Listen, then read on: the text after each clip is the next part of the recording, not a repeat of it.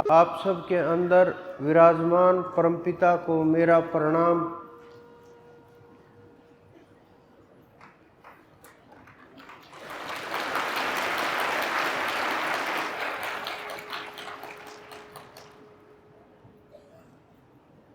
लोग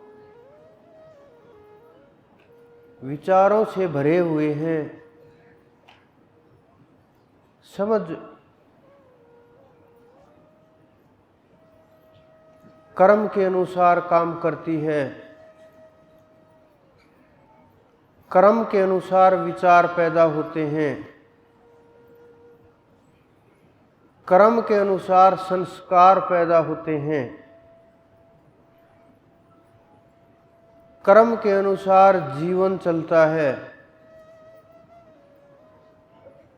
कर्म के अनुसार प्राण चले जाते हैं।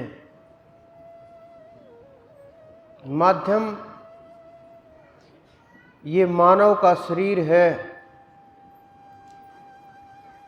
जो कुछ करने के लिए आया था, लेकिन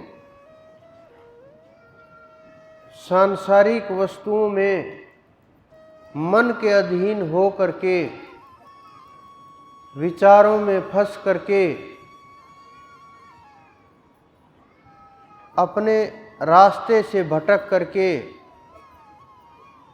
मंजिल से इतना दूर चला गया कि उठा करके ले करके आए तो भी बहुत ताकत लगती है, मेहनत लगती है, प्रयास करना पड़ता है। लेकिन हमारे पास बहाने बहुत हैं, सुमरण ना करने के, भजन ना करने के, ध्यान ना करने के। लेकिन प्राप्ति के बिना मोक्ष नहीं होगा, और मोक्ष के बिना ये जीवन साधारण जैसे और जीव हैं, 84 लाख योनियां हैं, उनमें भी भूख लगती है, रस मिलता है, सुख और दुख महसूस होता है, जानवरों में भी होता है, खाना पीना भी होता है, बच्चे भी पैदा होते हैं, मरते भी हैं। लेकिन मानव का जो शरीर है ये 10वें द्वार के लिए बनाया गया है। आपको 10वें द्वार के ऊपर काम करना चाहिए, खुद के ऊपर काम करना चाहिए। जब आप 10वें द्वार के ऊपर काम नहीं कर सकते, ध्यान नहीं कर सकते, उसको जागृत नहीं कर सकते, खोल नहीं सकते, तो कम से कम प्रयास तो करना चाहिए।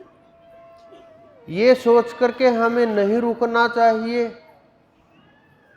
कि हमारे से नहीं होगा, मैं नहीं कर पाऊंगा, मैं योग्य नहीं हूं, मैं पात्र नहीं हूं, मुझे बुखार है, मेरे पैर में दर्द है, मेरे कमर में दर्द है, मेरी गर्दन में दर्द है, सिर में दर्द है, रोग हैं। लेकिन वहीं 4 लोग आ जाएं इधर उधर के, बैठ करके किसी की निंदा होने लगे, घंटों निकल जाते हैं, पता ही नहीं चलता। जब होश आता है तो पता चलता है अरे शाम हो चुकी है, सबकी बातें कर ली, अब तो घर वाले इंतजार कर रहे हैं, वहां जाना पड़ेगा। हम जब गांव में थे तब देखते थे महिलाएं भी सिर के ऊपर बोझ ले करके भी कई कई देर तक रास्ते में बातें करती रहती हैं। अगर ध्यान सुमरण की बोलो तो नहीं, पूरे शरीर में दर्द भी होता है और फिर काम भी बहुत होते हैं। और कहीं रात को अगर जगराता वगैरह चल रहा हो, बड़ी बड़ी मूर्तियां लगाई गई हो, वहां पूरी रात वो सुनते रहते हैं जिनका ना कोई महत्व होता, ना कोई काम आएगा, बेचारे को ना खुद रास्ता पता उनको। मैं मिला एक से, नाम है उनका पूरे विश्व में। उन्होंने कहा, मैंने तो जी आज तक कोई जगराता बिना शराब पिए नहीं किया। नाम है उनका, मैं नाम नहीं लेना चाहूँगा। वो बड़े कलाकारों में उनकी गिनती है, बहुत बड़े कलाकारों में।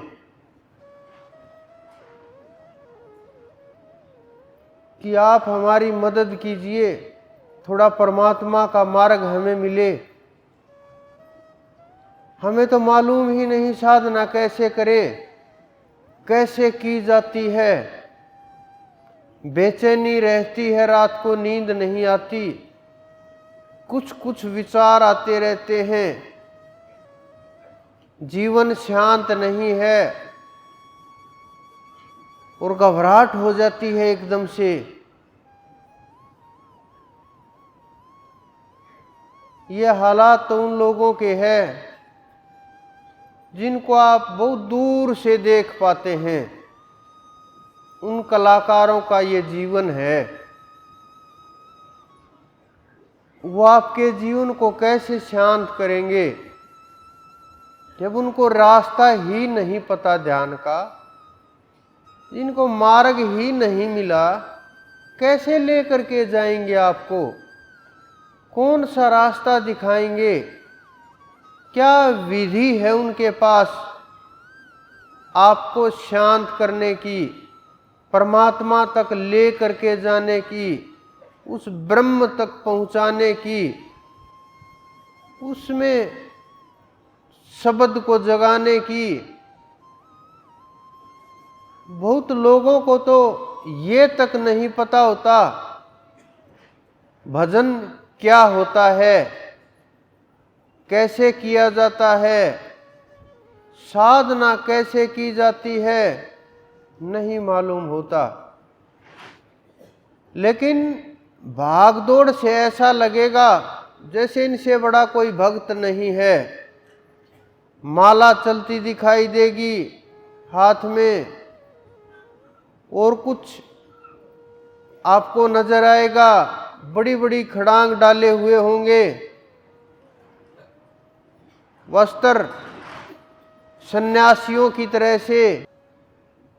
मन जो भी सन्यासी का रूप दिखा, उसमें हम संतों की, परमात्मा की और सिद्धों की, जो हमने सुना उनकी कल्पनाएं करने लगते हैं। और कल्पनाओं में खो करके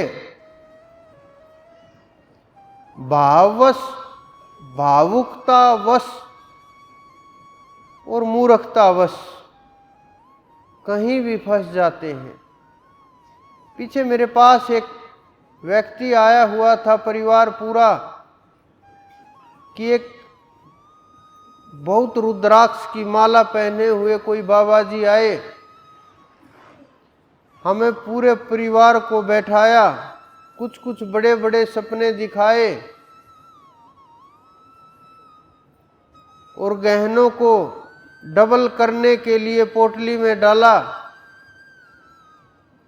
और हमें दूसरी पोटली पकड़ाई उसी कपड़े की और बोले 3 दिन बाद खोलना, डबल हुए मिलेंगे। वो पोटली मेरे पास ले करके आए हुए कि जी ये वो पोटली है जिसमें डबल करने हैं, वो बाहर रखी है, कहो तो मंगा ले। मैंने कहा मैं तो डबल नहीं कर पाऊंगा, आपके डबल हुए होंगे, आप निकाल लीजिए, कहीं ये ना बोलो कि यहाँ आ गए इसलिए डबल ना हुए। उन्होंने कहा मैंने तो देख लिया, कुछ नहीं है उसके अंदर, खाली है बिल्कुल, क्या वो चोर मिल जाएगा हमें। यह हालात संसार की चल रही है, वस्त्रों का प्रभाव चल रहा है, मन के साथ खेल हो रहा है, लोगों के जीवन के साथ खेल हो रहा है।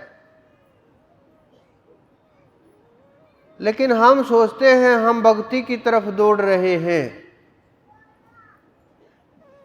कुछ लोग तीर्थों के ऊपर जा रहे हैं, मंदिरों के अंदर जा रहे हैं, लेकिन वहां भजन करने के लिए नहीं जा रहे, सुमरण करने के लिए नहीं जा रहे, बस गए आ गए। जैसे किसी के पास कुछ दे के आना था, लौटाया और वापिस आ गए, 2-4 रील वगैरह बनाई, 20-30 फोटो निकाले और बस हो गई तीर्थ यात्रा। मैं भी गया था, मेरे साथ भी कुछ लोग थे, उन्होंने कहा बस 1-2 फोटो ले लेते हैं। मैंने कहा हाँ ले लो, लोगों को भी तो पता चलना चाहिए तुम बड़े आध्यात्मिक आदमी हो। हम यहाँ वापस आए, उससे पहले सारे रिश्तेदारियों में फोटो भेज दिए कि हम तो गंगा स्नान के लिए गए हुए थे। ये आध्यात्म नहीं है।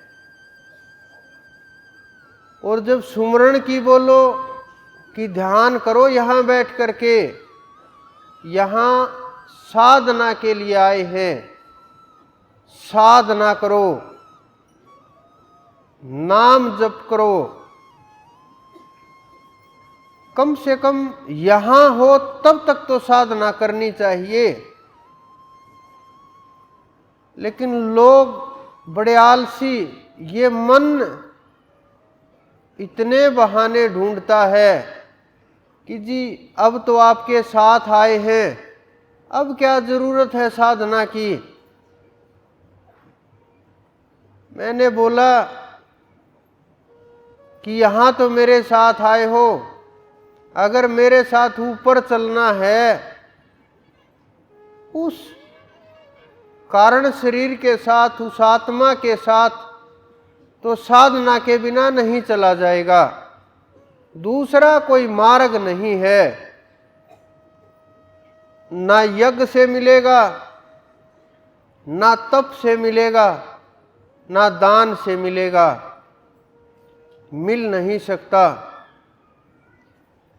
लेकिन हमने सांसारिक सुख के लिए, इस स्थूल शरीर के लिए इतने सुविधाएं उत्पन्न कर दी कि उन सुविधाओं से दूर होना ही नहीं चाहते। ना विचार उत्पन्न होता उनसे दूर जाने के लिए, भय जरूर उत्पन्न होता है, कहीं ये सुख सुविधाएं दूर ना हो जाएं। आपके लोभ और भय, इन दोनों चीजों का फायदा जो धर्म गुरु होते हैं वो जम करके उठाते हैं, क्योंकि उनको पता होता है कैसे मन के साथ खेला जाएगा, कैसे इनको खुश करना है, कैसा व्यवहार करना चाहिए। आध्यात्म का जो मार्ग है वो कि सनातन लक्ष्य नहीं है, सनातन रास्ता है, मंजिल नहीं। कुछ लोग सनातन को मंजिल समझते हैं, रास्ता नहीं। लेकिन मंजिल परमात्मा है, आध्यात्म नहीं। बहुत लोग बिना खोजे ही हार मान लेते हैं। दोष संसार को, परिवार को, लोगों को, यार दोस्तों को, महिला पुरुषों को, पुरुष महिलाओं को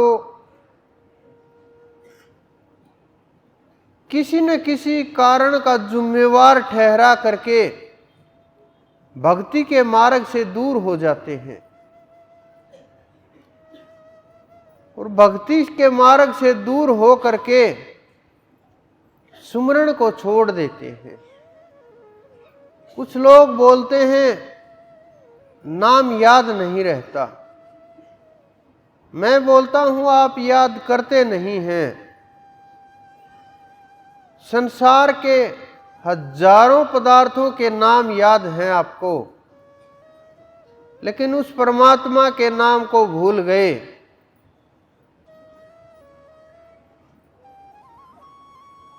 कुछ लोग बोलते हैं कि उस संतों ने बोला कि आप पीपल की पूजा करो। उन्होंने अपने तरीके से बोल दिया होगा किसी को, कि कोई आलसी आदमी होगा, उसको बोल दिया गांव से बाहर जाओ, हर रोज पीपल के वृक्ष के अंदर जल डाल करके आओ।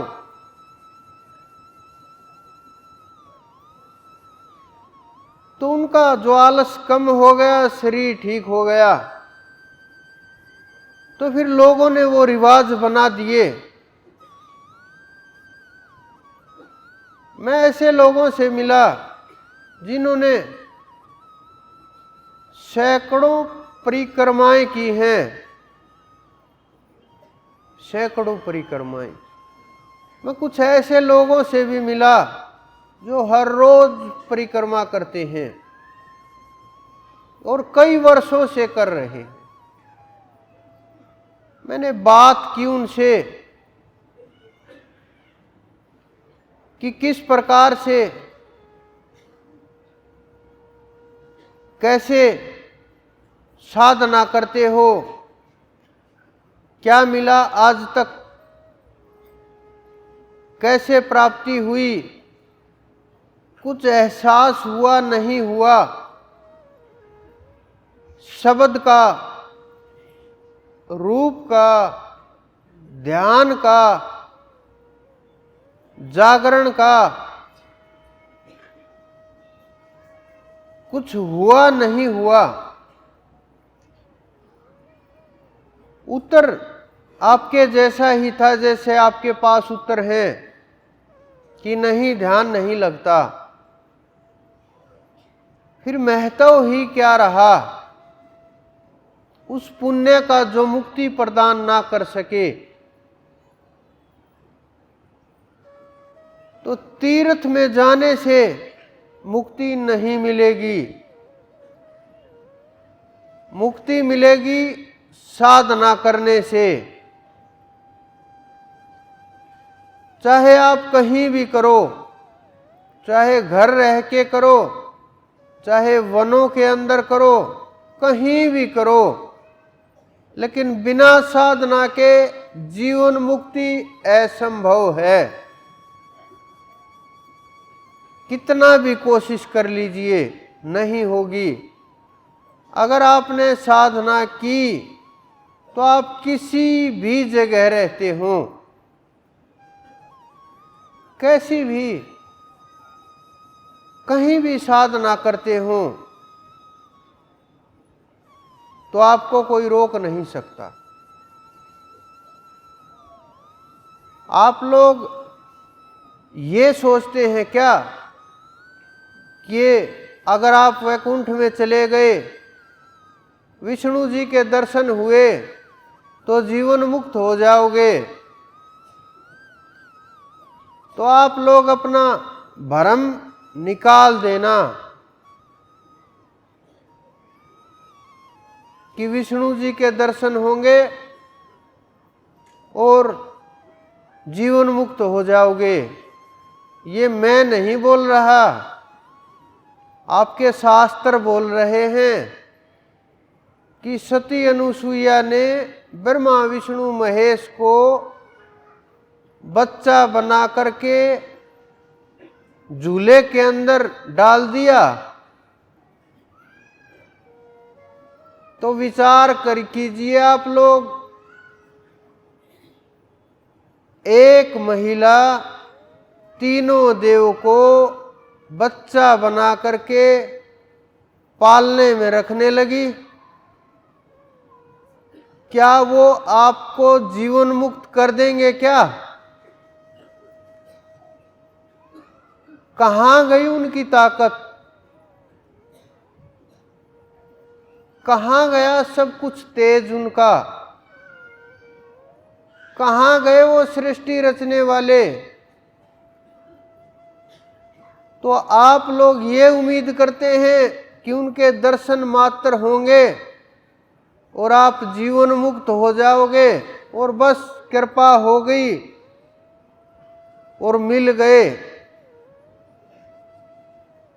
कैसे, किस प्रकार से सोच बना ली? जब वो सामने हैं, बच्चे बना दिए, तो भी वो जीवन मुक्ति नहीं, उन्हें साधना करनी पड़ी। तो आप जो साधना सोच रहे हैं, जिस साधना को आप ये मान रहे हैं कि इससे हमें सुख मिलेगा, बंधन कटेंगे, भक्ति का मार्ग है, सत्य का मार्ग है, वो साधना नहीं, वो अविद्या है, वो मूर्खतापूर्ण बातें मात्र हैं और रास्ते से भटकाव है।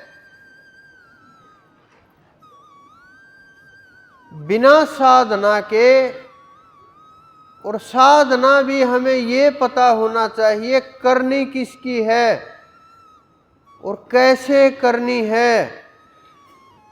अगर आप इन्हीं की साधना करेंगे तो इनसे पहले भी सृष्टि थी, फिर उनका क्या होगा? हनुमान जी इस संसार के अंदर बहुत ताकतवर देव माने जाते हैं। कुछ लोग भगवान समझते हैं, परमात्मा समझते हैं। सबका देखने का अपना नजरिया होता है। हम उन्हें बहुत बड़ा भक्त मानते हैं, सिद्ध महापुरुष, जिन्होंने उस परम तत्व को खोज लिया, जिन्होंने उस ताकत को प्राप्त कर लिया, जिन्होंने स्वयं को पा लिया, जो जीवन मुक्त महापुरुष हैं, उनकी आत्मा और वो तत्व एक ही हैं, कोई दो नहीं रहे। वो भी घूम घूम करके देखते होंगे नाम के ऊपर क्या चला दिया गया है कि साफ और स्पष्ट केवल मात्र भूतों के देवता बना दिए गए हैं। मुझे पता चला, मेरी एक से बात हुई, उन्होंने कहा कि हम अकेले रहते हैं,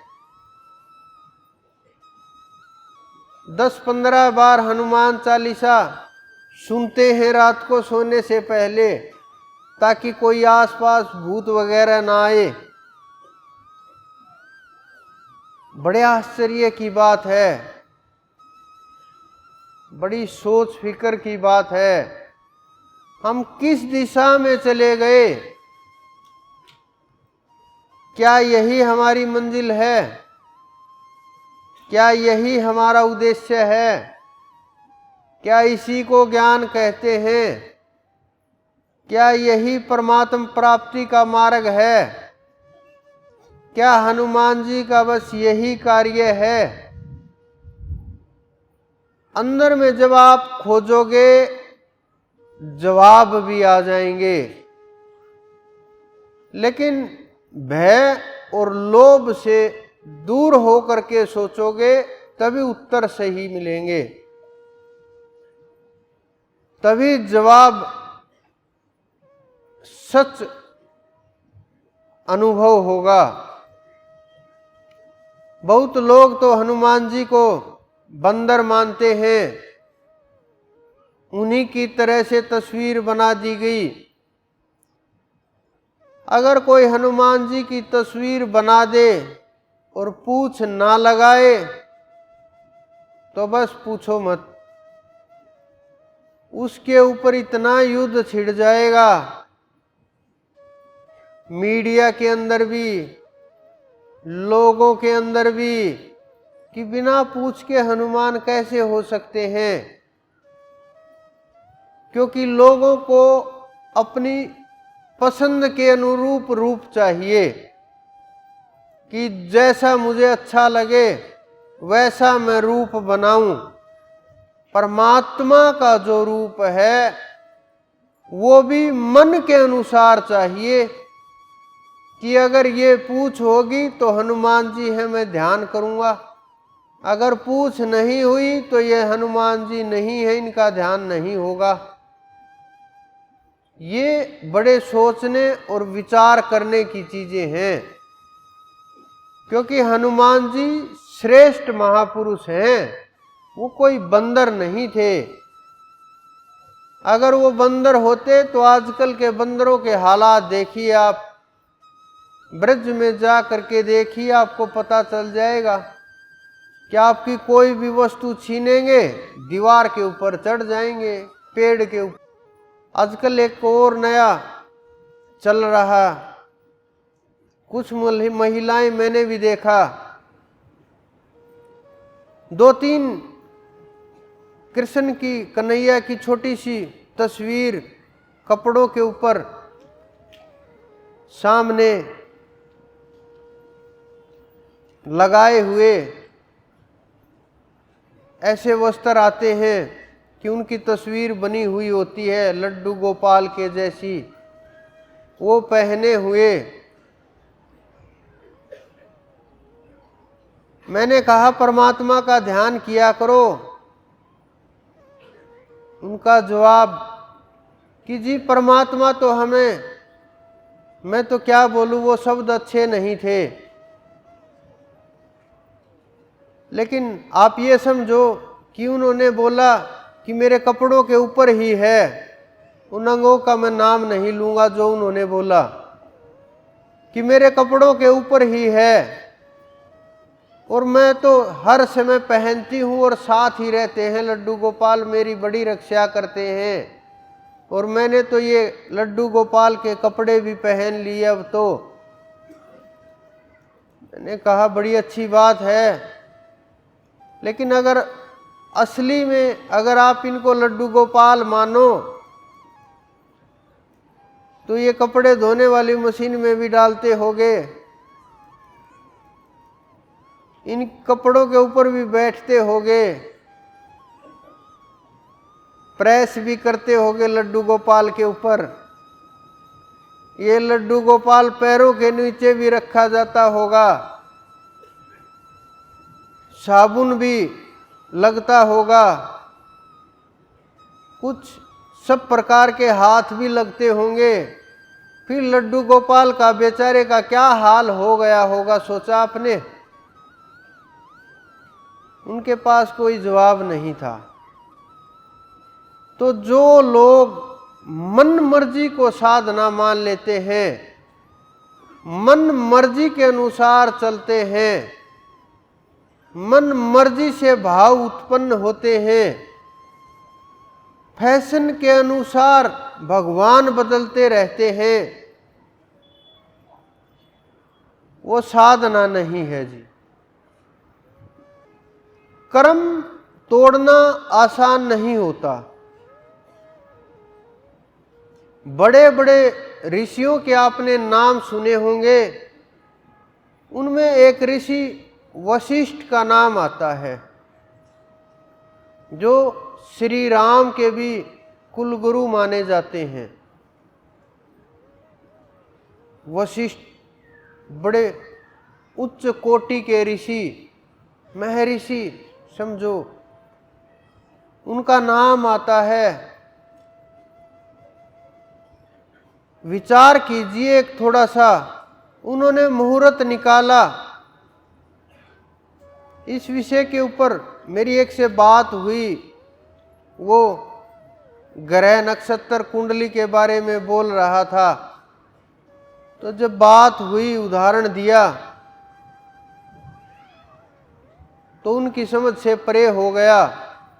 उन्होंने कहा, लोगों का सब कुछ बता देता हूं। बड़े बड़े फिल्मी सितारे, उनकी मैंने कुंडली बनाई है। दुनिया के बड़े बड़े अमीर जो दूसरे तीसरे नंबर के हैं, उन्होंने कहा उनकी पत्नी के साथ हम बैठे, उनकी कुंडली बनवाई, सब कुछ बताया मैंने। मुझे थोड़ी हंसी आई। उन्होंने कहा, क्यों हंस रहे हो? मैंने कहा, मैं इसलिए हंस रहा हूं, क्या आपने परमात्मा प्राप्त किया? उन्होंने कहा, नहीं। मैंने कहा, क्या खोज की कोशिश की? उन्होंने कहा, अब सोच रहा हूं। कम से कम सच तो बोल रहा था, झूठ नहीं था कुछ भी, कि अब सोच रहा हूं। लेकिन आज तक बहुत लोगों से मिला मैं, जो बड़े बड़े सिद्ध बोलते, उनकी कुंडलियां भी मैंने निकाली, सब कुछ बताया। लेकिन किसी ने आज तक ये नहीं बोला जो आप बोल रहे हो। वो भयभीत हो जाते हैं जब मैं लैपटॉप ले करके बैठता हूं, क्या बोलेगा, क्या बताएगा। लेकिन कोई आज तक ये नहीं बोल पाया कि हाँ, हमें प्राप्त हुआ है। हमने कहा प्राप्त हुआ हो नहीं हुआ हो वो तो विषय ही अलग है।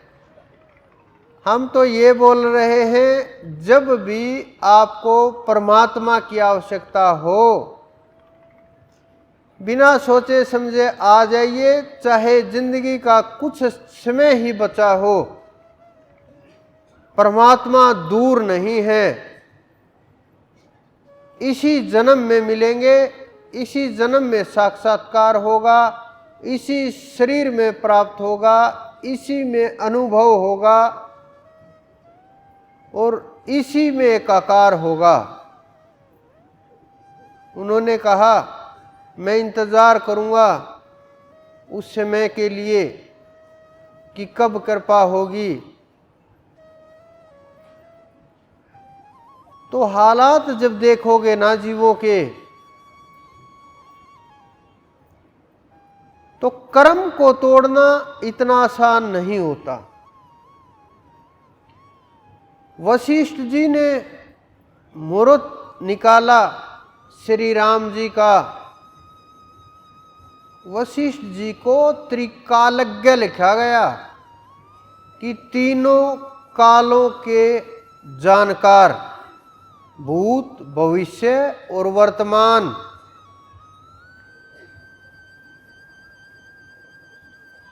और परमात्मा प्राप्त ऋषि, बहुत उच्च कोटि के श्रेष्ठ महर्षि। परिणाम आप सब लोग के सामने है। कर्म तोड़ नहीं पाए, कर्म उठ करके आया, भुगतना पड़ा। जो समर्थ होते हैं, जो संत होते हैं, जिनका एकाकार हो गया,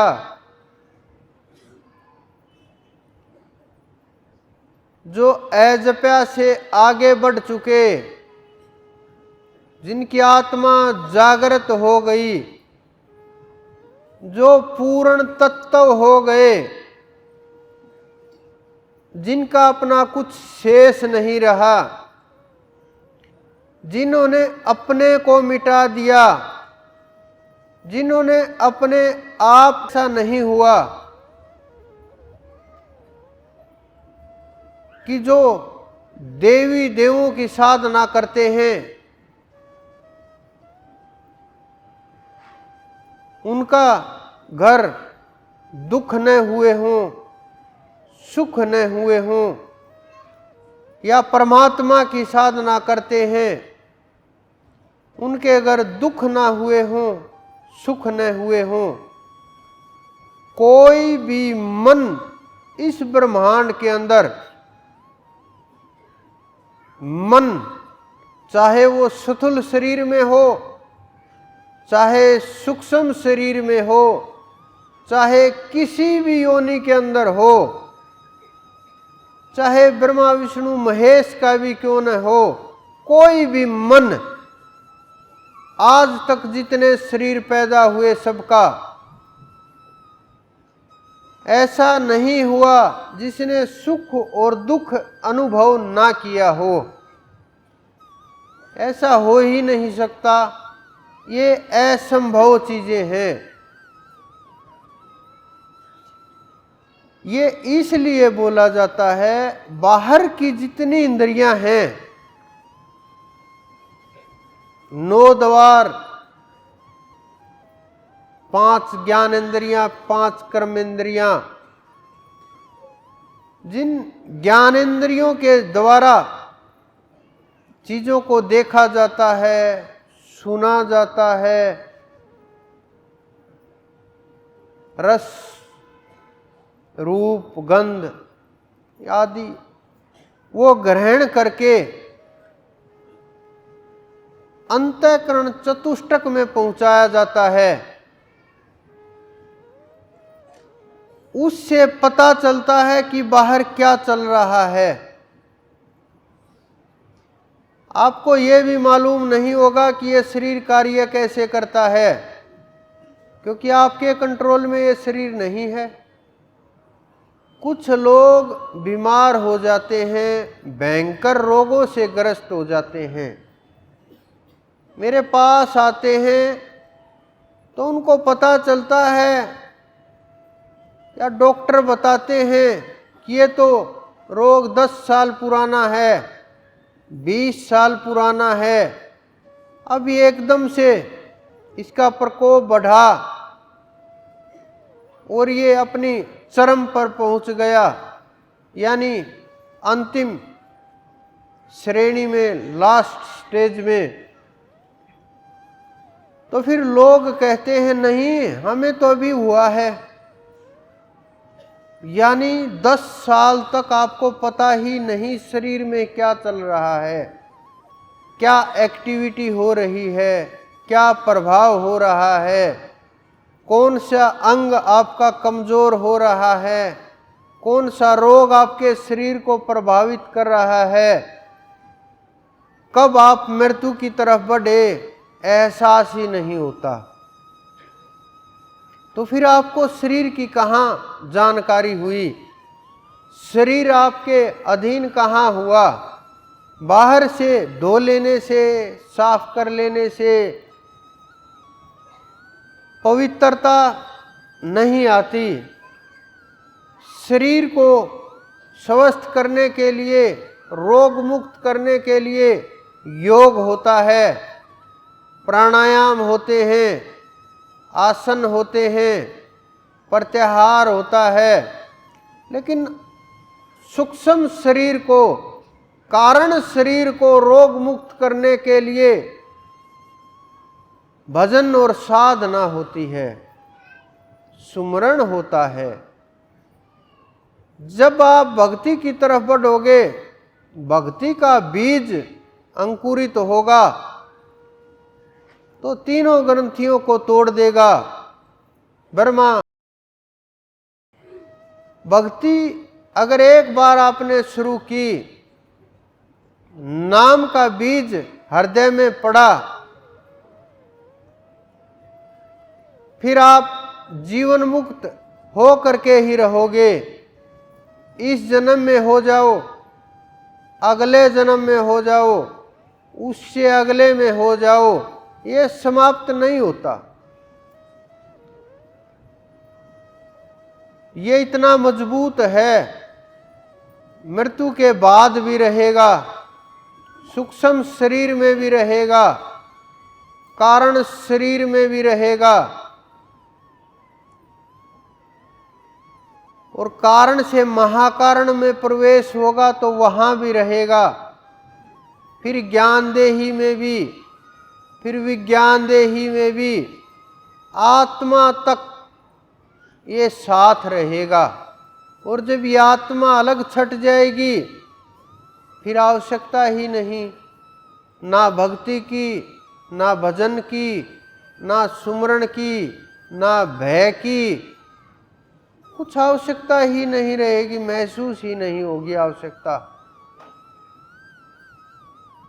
लेकिन कुछ लोगों को तो मेरे पास आते हैं कि मैंने समर्पण कर दिया, मन में संकल्प होता है कि मेरा अगर ये काम हुआ तो समर्पण हो जाएगा, अगर ये काम नहीं हुआ तो फिर समर्पण उठा ले जाते हैं। बड़े आश्चर्य की बात है, बड़े आश्चर्य की बात है। ये समर्पण नहीं है, ये सौदेबाजी है। बड़ी वस्तु को प्राप्त करने के लिए आप छोटे से शब्द का प्रयोग करके संतों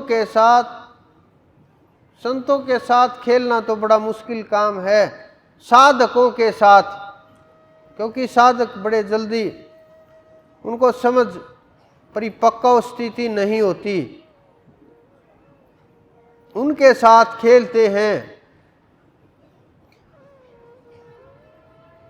तो समर्पण जो शब्द है वो मैं का अर्पण है, और मैं कहाँ जा करके छूटती है। इतना जल्दी मैं कैसे छोड़ दोगे? पदार्थों की मैं, ताकत की मैं, ज्ञान की मैं, शरीर की मैं, अमीरी की मैं, परिवार की मैं, जाति की मैं, धर्म की मैं, अनेकों अनेक प्रकार की, फिर भक्ति की भी मैं शुरू हो जाती है। जब इन सारी मैं को इकट्ठा करके नहीं छोड़ दोगे, तब तक समर्पण कहाँ, आसपास भी नहीं। आजकल एक विषय और चल रहा है, आप लोगों को शायद कम ही लोगों को पता होगा, मुझे भी। जब हम साधना में थे, जब गुरुपद की प्राप्ति नहीं हुई थी, तब हम कहीं बैठे हुए थे, किसी महात्मा के साथ किसी विषय के ऊपर बात चल रही थी, धर्म के ऊपर, अधर्म के ऊपर, सत्य के ऊपर, असत्य के ऊपर, देव शक्ति के ऊपर, आसुरी शक्ति के ऊपर। करीब 6-7 घंटे इसी विषय के ऊपर शास्त्रार्थ हुआ। तो ये विषय तो बड़ा पुराना है, लेकिन उठ करके अब सब लोगों के सामने ये चीज़ें खुल खुल करके आने लगी हैं कि विदेशों के अंदर एक बात चल रही है कि अपनी सोल को यानी आत्मा को आसुरी शक्तियों के अर्पण कर देते हैं, काली शक्तियों के, या जो भी नाम दो, मिलता है, मान सम्मान भी मिलता है, कीर्ति भी, यश भी, और बहुत सी चीजें उनको दे दी जाती हैं। तो वो रहस्य धीरे धीरे संसार देखने लगा है। वो एक प्रकार से इशारा करते हैं, लेकिन वो आत्मा को नहीं भेंट करते, वो सूक्ष्म शरीर को पकड़ में कर लेते हैं। उन शक्तियों को पता होता है कि किस प्रकार से ये आदमी की आत्मा मजबूत है, इसका दूर तक यश जाएगा, कर्म मजबूत हैं, पिछले जन्म का सुमरण मजबूत है, यश दूर तक जाएगा। इसको किसी भी प्रकार से लोभ लालच दे करके फंसा लेते हैं और उसका फिर उसके शरीर का उपयोग करते हैं, वो ताकतें, वो शक्तियाँ। ये बहुत गहरे रहस्य की बातें हैं। हो सकता आपको 10, 20, 50 वर्ष बाद ये चीज़ें समझ आएं, या आने वाली जो पीढ़ी है वो हमारी बातें सुन करके सोचे और इसके ऊपर काम करे, फिर ये चीज़ें समझ में आए। ये गहरे रहस्य हैं। तो वो काम करते हैं, उनको पकड़ में ले लेते हैं, उनकी शरीर को इतने पकड़ में ले लेते हैं कि प्राण के बाद, वो छूटने के बाद अपने लोकों में ले जाते हैं उन जीवों को, और उन लोकों में हजारों वर्षों तक जो उन्होंने कर्म किए, जो बुरे कर्म हुए, निश्चित ही सबकी सजा होती है। वो शरीर, सूक्ष्म शरीर तड़फाए जाते हैं, परेशान किए जाते हैं। कुछ वर्षों के ऐशोआराम के लिए, लोभ लालच के लिए उनका ये जन्म भी बर्बाद हो जाता है, आगे आने वाले जन्म वो भी बर्बाद हो जाते हैं। लेकिन जो आध्यात्मिक लोग हैं, जो उस परम तत्व को जानते हैं, जिन्होंने स्वयं की खोज कर ली है, जो जागृत आत्माएं हैं, वो उनकी पकड़ में नहीं आती। प्रयास करते हैं।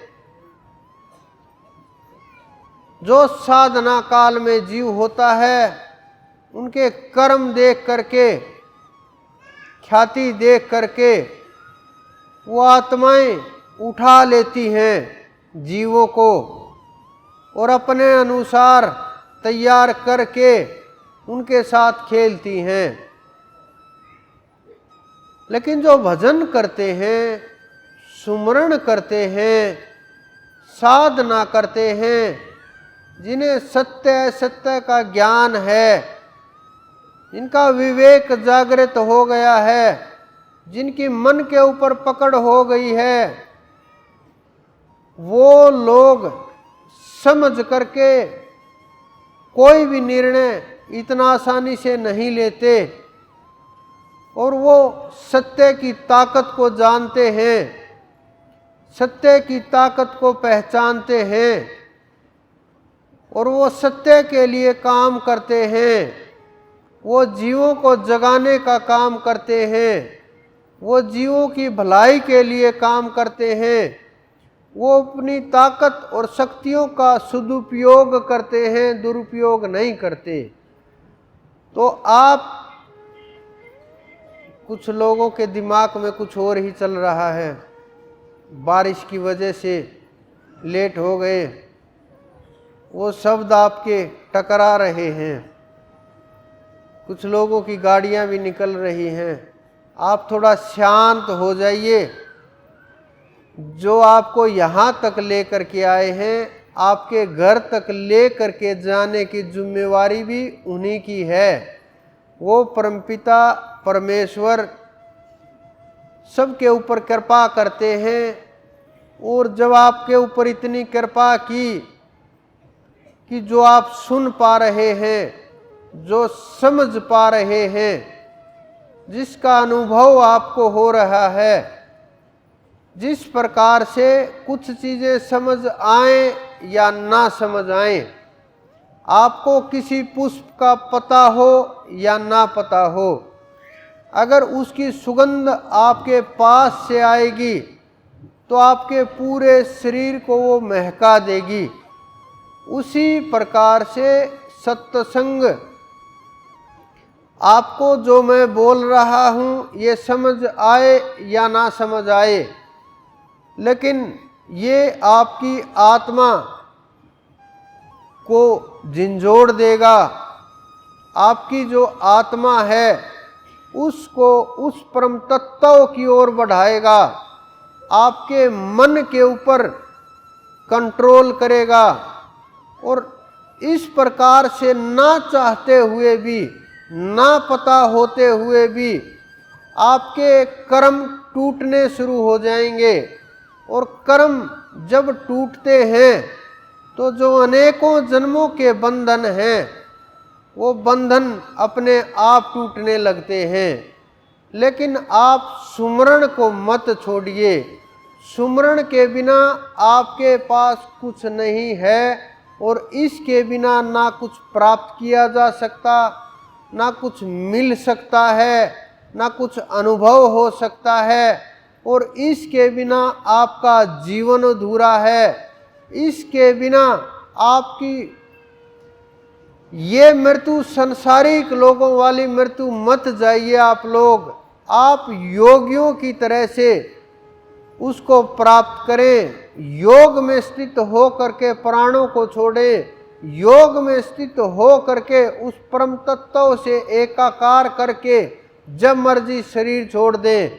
आपकी, जब आप उस स्थिति में आ जाओगे, वहाँ के विचार होंगे, वहाँ की सोच होगी, वहाँ की खोज होगी, तो आपको पता चलेगा संसार में कितने पल रहना है, क्या करने के लिए आए हैं, क्या हम कर रहे हैं, कहाँ ये आत्मा सो गई है, कहाँ हम मन को दबा करके और किस प्रकार से हमें ऊपर चढ़ना है।